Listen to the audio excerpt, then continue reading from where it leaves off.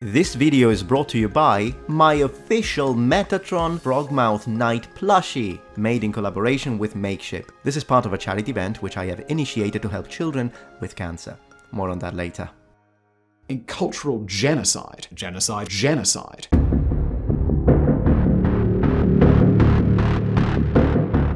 So, Simon Whistler, the proof of the concept of omnipresence, how someone can be in multiple places at the same time. How many channels does he have?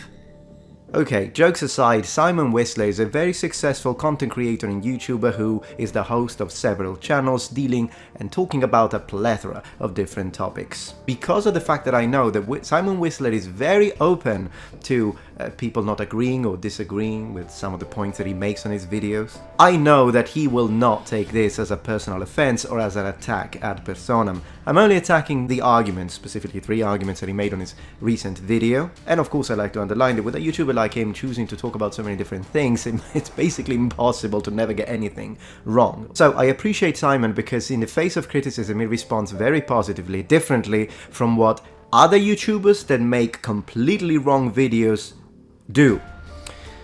Yeah, I think someone can learn a thing or two from Simon. So Simon, hello, keep up the good work. But let's have a look at a few things you said. So the video that I'm responding to today is titled Empire of Psychopaths, What Led the Romans to be Quite So Brutal.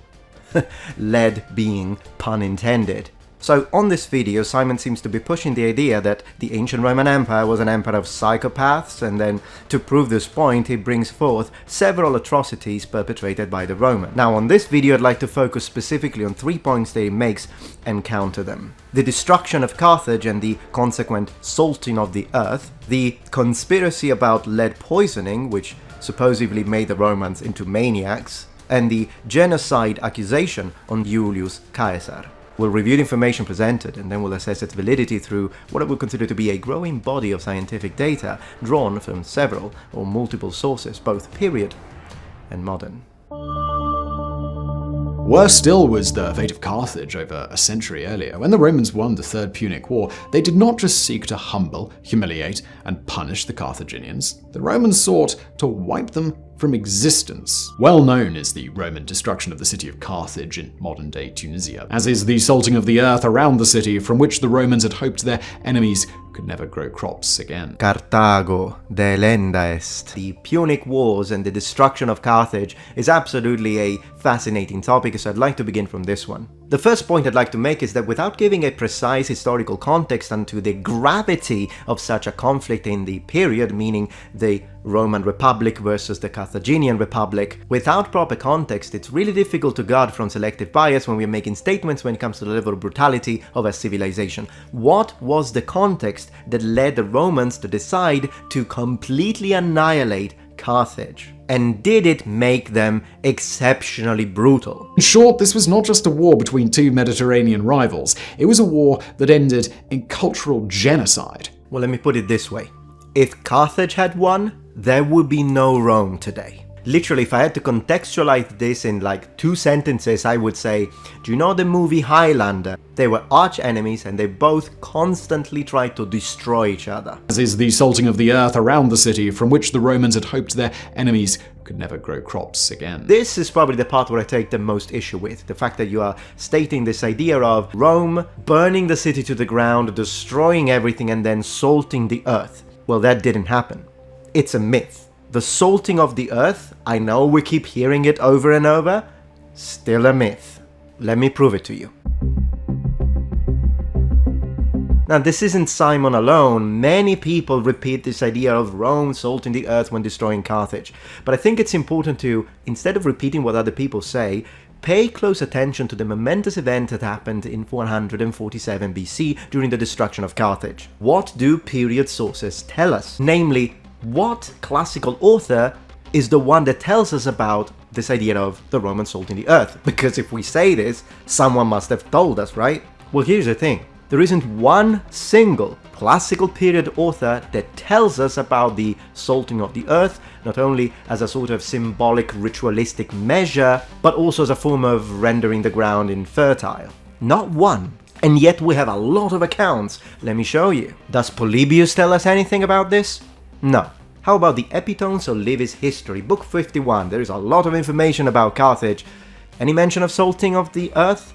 No.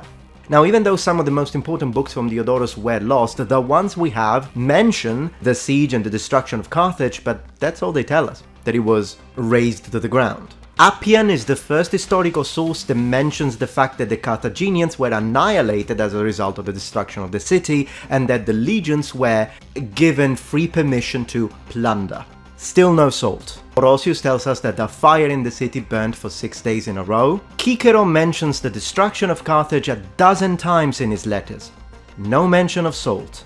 Lucan talks about the destruction of Carthage, doesn't mention salt, neither does Plutarch, neither does Cato. Does Pliny the Elder discuss the destruction of Carthage? Absolutely. What does he talk about? Well, he mourns the destruction of the libraries. No salt.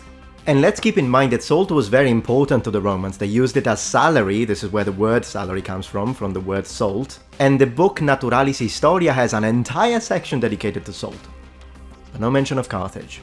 And mind you, a lot of these period sources, well, sometimes they exaggerate a little bit when they say that Carthage was leveled or destroyed completely or burnt to the ground. Keep in mind that the ruins did remain for quite a long time, and we have proof of that. In fact, even Plutarch tells us about the fact that Marius himself sat on the ruins, so the ruins were there. It wasn't completely destroyed into nothing. It was destroyed, but sometimes they over-exaggerate it a bit. Okay, but no one mentioned this idea of salting the earth of Carthage in the Roman period. Who the heck mentions it then? The earliest mention that I found is the Cambridge Ancient History in 1930 by Hallward. But guess what? It gives us 0 sources. No period sources, no bibliography. Because there are none. And from this first statement, then people started to repeat it. And when I say people, I mean Scullard, Walter, Picard, Warmington, Raven, Herm, the practice of not only adding salt as in a ritualistic way, but also adding other plant materials to a specific ground when you wanted a certain result to happen has some Semitic origins. And it was a practice that basically happened in the near Middle East, Assyria, possibly Babylon. But of course the connection to Western writers would come from the Bible, and then for some reason someone decided to mention it and it became a fact. It's not a fact, it's a myth. Okay, noble ones, but please allow me to take a moment of your time to tell you about this. So this is a collaboration with a company called Makeship, and that's what they do. They make plushies that represent or have a connection with all sorts of social media content creators and YouTube channels. And in this case, this is a representation of me wearing my frog mouth helmet in my full plate armor. You can even see the blue of my Armin doublet. If it gets funded, we've got 21 days to reach a number of 200 pre-orders, and hopefully if we do, then these will be made. And as the popularity of my channel has been growing constantly, I decided to try and use this visibility for something good and important. And that's why I'm going to give part of what I make from this campaign to help children with cancer. And also be donating quite a few of these nights to several hospitals, specifically for the children wards. So this could be something really nice that you could gift someone in your family. It could be a nephew, or proudly display him on top of a shelf. To remember that by getting your own frogmouth plushie, you did 2 things. You supported the channel and the work of a creator you like, and at the same time, you took part into something important and good to be able to help those children that unfortunately weren't as blessed or as lucky as many of us are. So thank you so much for listening to me. We've got 21 days to make this happen. Please order yours today through the link in the description box. And once again, thank you so much for your support. While many valid cultural, philosophical, and religious explanations exist for Roman brutality, there is one further component that might be overlooked: that there was something in the water. This is the story of how lead poisoning may have transformed the elite of ancient Rome into a gang of callous psychopaths, and a story that leads us to one of the most controversial and hotly debated theories about the decline and fall of the Roman Empire. Now, lead and its alloys were used by the Romans on a large industrial scale. The Romans had all sorts of applications for lead, from manufacturing to tableware to, of course, water pipes. And the latter, which is what Simon has been focusing on to push this idea of lead being the cause of several health problems within the Roman Empire, is what he is focusing on. And clearly, a systematic review of clinical and laboratory finding of lead poisoning seems to suggest that the very archaeological wonder that the Roman aqueducts were might have caused some unwanted side effects within Roman cities and larger establishments. specifically the measured concentrations of lead isotopes in sediment from the Tiber River and the Trajanic Harbour, and the comprehensive analysis of the levels and amount of lead isotopes found in ancient Roman pipes. But it is also important to underline that not all aqueducts and not all the pipes of all aqueducts were made of lead. Some were made of stone, brick and concrete. In other words, the extensive network that the Romans had laid down in cities such as Neapolis, Roma, Ostia wasn't entirely based on lead piping. It was only partially based on that. This entire situation we are discussing, it's a hypothesis. That's all it is. The decline and fall of the Roman Empire may have transformed the elite of ancient Rome into a gang of callous psychopaths, and even though the effects on possible general health of the population when it comes to lead poisoning is a very interesting, intriguing and fascinating topic, it is also important to say that its connection to the downfall of the entire empire, or the possible side effects on the ruling elite and their mental state, is very much of a stretch. Keeping in mind that this debate dates back to 1983, a specific paper in the New England Journal of Medicine by Jerome Nriagu, no idea how to read it. And even though this thesis did receive some support, it also received some very strong opposition, with the classicist John Scarborough accusing Mr. Nriagu of sloppy research. Regardless of all this, just out of curiosity, how dangerous is lead poisoning when it comes to any given population at any scale? Well, the level of toxicity of lead makes any exposition to it rather problematic and something that should not be underestimated, as when lead enters the intervascular space, it very rapidly binds with red blood cells. From the blood, lead tends to diffuse into the soft tissue of the body, the brain, bone marrow, liver, kidneys, leading to problems with the cardiovascular system, the renal system, and even possible brain damage. But the one area of the body that seems to be, according to these studies that I was looking at, the most influenced by lead poisoning, at least in a statistic scale, is the central nervous system. Not to mention the fact that when lead deposits itself in the bone, well, it can stay there for a few decades. Now, it is true that exposure with a very high amount of lead exhibits more severe symptoms, comprising delirium, paralysis, lack of coordination, convulsion, ataxia, and coma, with relating attenuated motor activity because of the destruction of the myelin sheath, which insulates the nerves. So it can be bad, but I think it is a massive overstatement to consider the fact that the fall of the Roman Empire, or the brutal behavior of the masses, would be caused by lead poisoning. It's a massive leap. And in 2019, a study of skeletons from Roman-era London found that levels were 20 to 40 times higher than in pre-Roman skeletons, which almost certainly would have been enough to start making a noticeable difference to people's health, perhaps even causing serious maladies. When you talk about the skeletal remains, an important aspect to consider is the fact that whenever we discover a skeleton or a bunch of skeletons, first, they do not represent the population as a whole. We don't know if it was a specific incident when it comes to a specific area. If you dig a bunch of miners that are constantly in contact with lead, if you find a high level of lead deposits in their skeletal remains, that doesn't necessarily translate to the amount of lead that you would have found on skeletons on the other side of the empire. Also, according to what the archaeologist Janet Montgomery says from the University of Durham, whenever we dig a skeleton and we examine their composition when it comes to the constituents that we find in their bones, the measurements we get need to be taken as indicative. Why? Well, because first of all, we know that bones absorb metals from the soil. So a certain level of post-burial contaminations need to be taken into consideration as a possible variable to our results. Another thing we don't know is when we measure a certain amount of lead within bones, how quickly was it absorbed? Was it due to one period of high exposure, or was it something that happened over many years? Or something in between?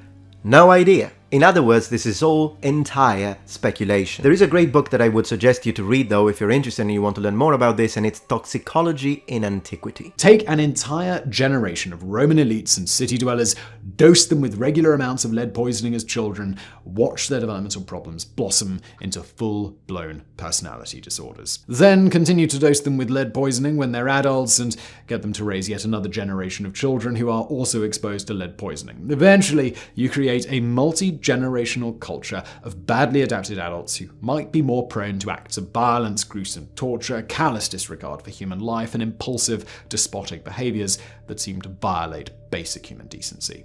In a word, you might get a culture where it is considered an appropriate form of mass entertainment to strap prisoners to seesaws and watch them get torn to pieces by lions. Run the experiment for nearly 8 centuries, what you might end up with is ancient Rome. Another significant point that I'd like to underline is the fact that lead poisoning, particularly in connection to water, but also in connection to many other causes, still happens today. Where are all the psychopaths? Now, of course, when we think about water pipeline in our day and age, usually PVC or CPVC, PEX, that's what comes to mind. Yet, lead pipes, when it comes to carrying water, were still very common up to not so long ago. And they still exist today. So much so that the World Health Organization has considered lead today as being one of the 10 chemicals relating to major public health concerns which need to be addressed. Look at, for example, lead poisoning in Iran, having to do with opium usage. India, how many states in the US still use pipelining up to a certain point? Where are these nations filled with psychopaths and murderers that just want to see people eaten to death? Yes, we've got a few of those, but not an entire nation, like you're suggesting for the ancient Romans. Not to mention legally, only 45% of countries have introduced legally binding controls on lead paint. So, all in all, would a certain level of lead exposure have some serious effects when it comes to the population depending on different methods or several types of exposure? Well, yes, at least according to the CDC or the Center for Disease Control and Prevention. A certain level of lead within the blood would require therapeutic interventions. But going from that to, oh my gosh, it must have made the Romans completely mad and that's why they were so brutal makes no sense. Also because, as you yourself say, a lowering IQ is one of the consequences of a high exposure to lead. So if this was really something that happened on a ginormous scale, at a population scale, including all the leaders, it could have also meant a major lowering of the overall IQ of all the generals. I don't really see that in ancient Rome. If anything, I think the Roman generals had an incredibly high IQ, particularly the likes of Scipio Africanus. Last but not least, I'd like to focus on your ease of use of the word genocide in connection to Julius Caesar or Julius Caesar. But I'd like to premise this section by saying that whatever I'm going to say now, I'm not going to condone the actions of Julius Caesar when it comes to the war crimes that he and his armies committed in Gaul during the 9 years of his operations. I'm not trying to justify him, I'm just trying to understand if the modern word genocide correctly applies and overlaps as a definition to what happened in Gaul to both the Gallic populations and some Germanic tribes because of what the legions did under Julius Caesar's command. Would it qualify as genocide? Well, let's have a look at the definition of the term. The crime of genocide is defined by the UN Convention of the Prevention and Punishment of Crime of Genocide, which was adopted in 1948 and came into force in 1951, so it's very recent as a term. This, already to any student of ancient history, should pose a problematic theoretical question. We are using a modern definition, post-World War II, generally speaking born because of some of the events that occurred in World War II, to an ancient people 2,000 years ago. Does it fit? Well, I'll let you answer that with your own opinions. For now, let's see what genocide actually means from a legal standpoint. Any of the following committed with the intention of destruction. Genocide is killing members of a group, causing serious bodily or mental harm to members of the group, deliberately inflicting on the group conditions of life calculated to bring about its physical destruction in whole or in part, imposing measures intended to prevent births within the group, forcibly transferring children of the group to another group. Any of these needs to be committed with the following intention. Pay attention because this is important, it's critical. With intention to destroy in whole or in part a national, ethnical, racial or religious group. I'm going to present a few of the events that occurred in Gallia during the Gallic Wars to see if we're talking about genocide by definition or war atrocities. But one thing that I can tell you already is that out of all of these classifications, national, ethnical, racial or religious, we can remove three. Whatever the legions did under Julius Caesar's command, they didn't do it against a specific religion, they didn't care what religion you were.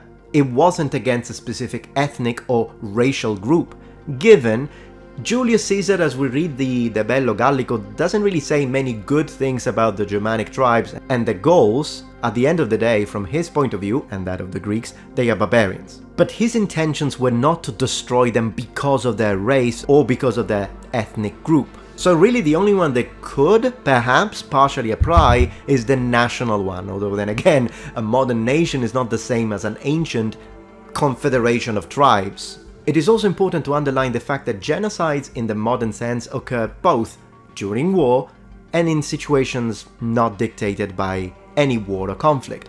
When it comes to any atrocity that we ascribe to Julius Caesar, they all occurred during war. And this is a critical point because we're trying to discuss and decide, are these war atrocities or do they fit the definition of genocide? Also, was his intention to conquer or was his intention to destroy? In the majority of cases, his intention was to conquer, and oftentimes it was also from a preemptive strike sort of point of view. Remember that, and again, I'm not trying to justify imperialism, but in this specific time period, if the Romans didn't act the way they did, most likely they would have been wiped out. And this is in fact one of the main things that I like to bring up with this video. We shouldn't imagine it as if the Romans are terrible and everyone around they're all like hippies from the 60s, all about peace and love. In fact, I can already tell you that some of the sieges, for example, the siege of Uxellodumum, which I've already mentioned on this video, doesn't fit. It's a war of conquest. He's sieging a fortress of rebels. Also, if we were to believe Julius Caesar's words, of course a lot of what he was saying was propaganda, don't get me wrong, but he always tries to find a sort of justification to his actions. In the sense that even the massacre of the population of Avaricum, which was an absolutely appalling event where not only warriors and men were killed, but also women, elderly women, children. It was a horrible event.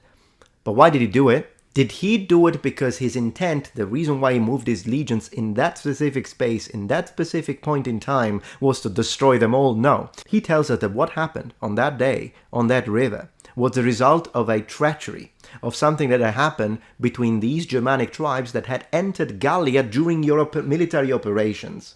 And they were becoming a possible threat. So what Julius Caesar did in that time, it was trying to negotiate with these tribes, telling them, leave, go join this other tribe, they are my allies, they'll listen to you, you can live with them, but leave these lands because I'm moving with my troops.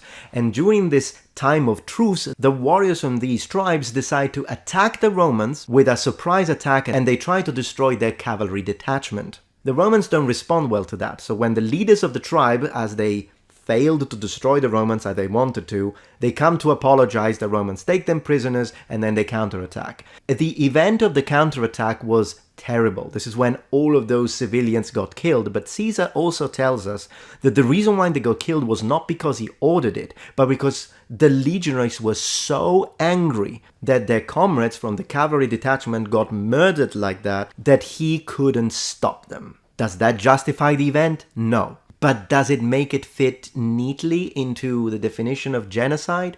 Debatable. And this is really what I'm trying to argue today with you, Simon. Maybe some of the events would fit the modern definition of genocide, but should we use this modern term and apply it into a past that is very distant from it and within a very different context? It can be debated. Maybe it fits, maybe it doesn't. Anyways, I hope that you enjoyed this video. Once again, hello to Simon Whistler. Please keep up the good work, and if you ever have any question, feel free to reach out. I'll be more than happy to discuss with you. And big thanks to you, noble ones, for watching my content, and as always, for supporting my work. And don't forget about this little Muppet, because we can do some real good for children that really are in need. And I'm really looking forward to this event and how much good we can do, how we can make a difference in the life of people that are less fortunate. Thank you so much for watching, and remember, the Metatron has spread his wings. Goodbye.